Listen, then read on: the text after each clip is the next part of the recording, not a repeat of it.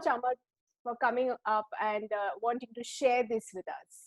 Thank you, Sukanya, for having me here. And yes, a scary disease, the whole world. I've been scared so badly since last so many months, and globally, it's created such a panic across the world. So yes, it is scary, but yes, I'm Hmm. hale and hearty, live and kicking, and back to my normal life. And thank you for having me here. Fantastic. Fantastic. Great. I'm so glad to see you and hear from you, actually. So tell me, Amar, um, what really prompted you to go ahead and test for COVID?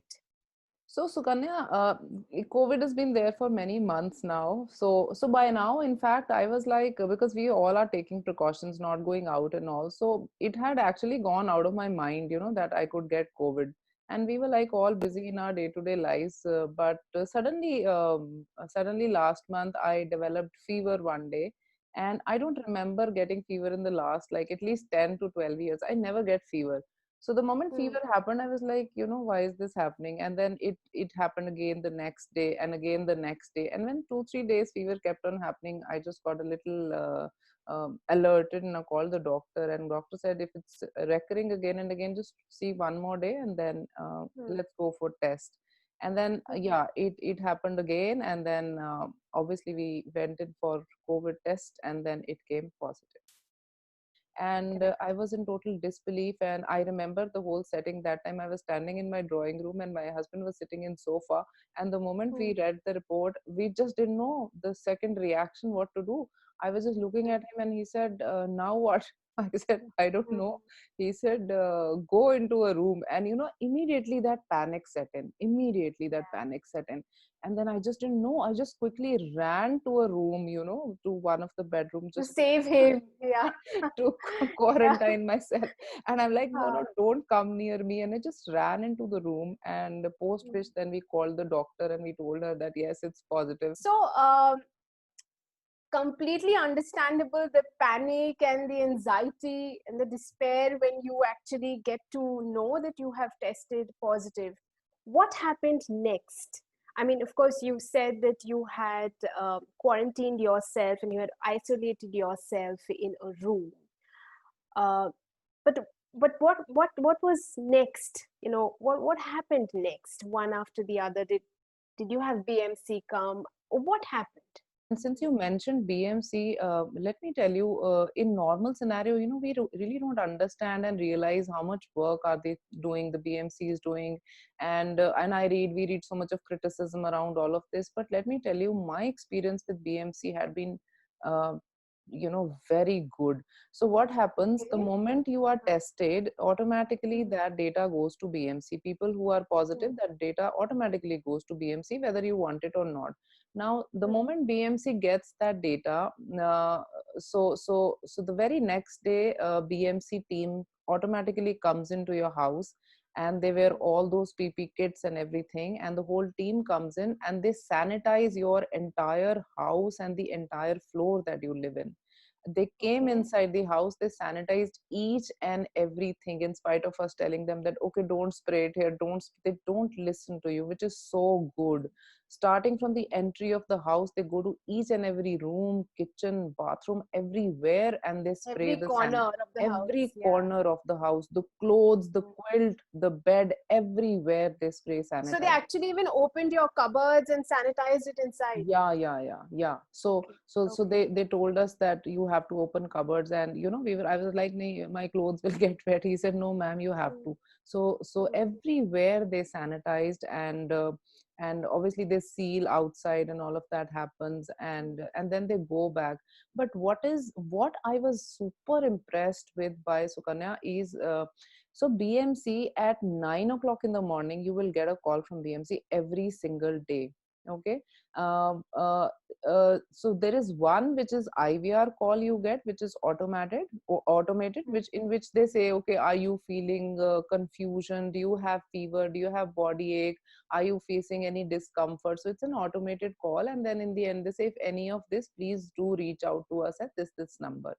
And then Okay. once in a day you get an executive. There's a BMC call center, and an executive calls from the call center every single day.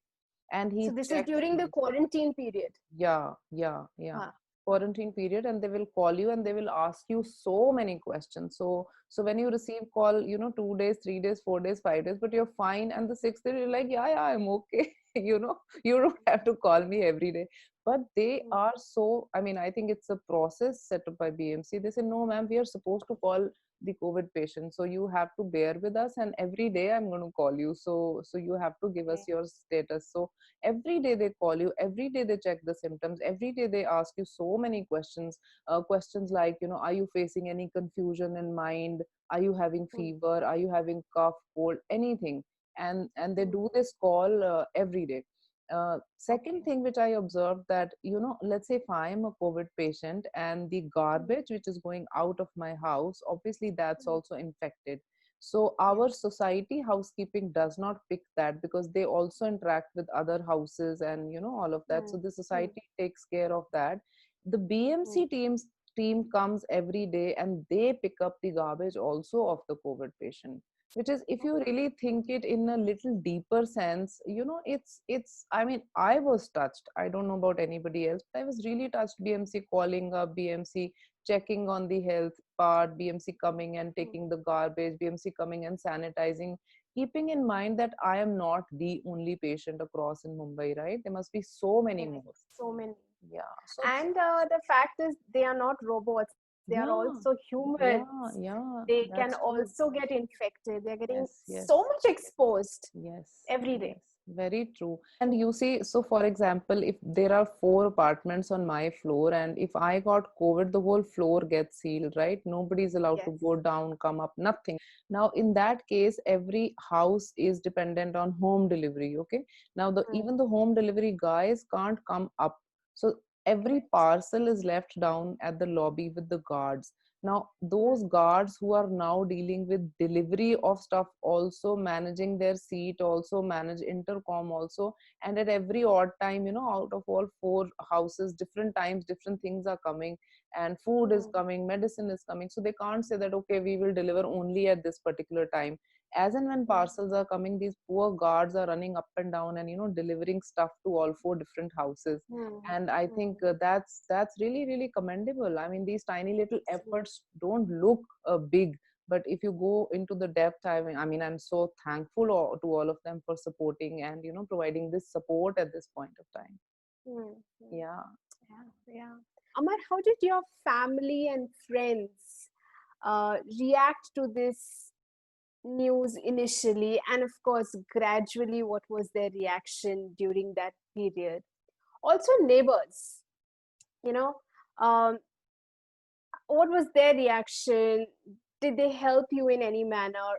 What was it like for the people around you? So the first reaction was panic, everybody. So Hmm, the moment you told hmm, them, look, I have COVID, hmm, everybody freaked out. I realized that how much, in day to day life, we are all staying together, the family members. hmm. So we really don't value them. It's only when I had Yeah. to be quarantined in the room and we couldn't be together. I mean, it came as like, no, it can't be. So every evening, he will sit in the Uh, corridor and I will hmm, sit inside my room, and we'll maintain proper distance, lot of distance, and he will pour his drink and have that, and I will have my soup. So we will sit across dur and we uh, will have uh. that 1 hour of conversation or playing online games, like both of us together. So we did all of that. So yes, I really felt that that value of that particular relationship, Yeah. how beautifully he took care of me. Yeah. I'll tell you, we have two friends families here. So Hmm, 15 days I took one extra days, 15 days I was quarantined, and these friends sent hmm, me every single meal. When I'm saying every single meal, all lunches, all dinners. And I insisted that please don't send breakfast, we'll somehow manage, because my husband hmm, was the only person responsible for managing food, and then he has his office going, so all of that. But hmm. both these families who friends we have, they managed food every single meal, and in spite of the fact my telling them that don't, please don't send this time, they ensured. And to the tune that they would call me and ask, say, Amar, what do you want to eat, tell us, we'll cook that and send. Yeah, it was Okay. it A was la so cara. Yeah. I was so touched, Sukanya. Amar, what is it like to stay locked up in a room for 15 days? To be totally isolated in a room for 15 days? Yeah. So, Sukanya, to be very honest, it's not a great feeling. So, first 2, 3, 4 days pass by because you are still in that, state of mind of acceptance and a little bit of fear. And Hmm. doctors also tell you that don't be lenient because, COVID sometimes it doesn't show any symptoms in the first few days, but fifth, sixth Ah, day, it, it like comes back strong. So, first okay. 5, 6 days pass by thinking and worrying, you don't know what may happen, but Hmm. after that, Sukanya, it's Hmm. more frustrating because Hmm. after 7, 8 days, you realize that there are 7 more days to go. Days. you know Yeah. and those were the days, eighth, ninth day, I begged my husband. I said, you get inside one of the rooms and please allow me to just stand in the balcony for 5 minutes. I will just stand, look around, and come back. He said no, but yes, that's what I missed out. And in normal scenarios, yeah, that balcony is there, but you don't have that, you don't miss it, and you don't just have that feeling for that space. It taught me a lot of gratitude. Amar, thank you so much for sharing your story with us. I can't tell you how happy and more than happy, how relieved I am to see that you're absolutely fine now. You're hale and hearty and you are back on track. Thank you so much, Sukanya. It was lovely conversation. Thank you so much.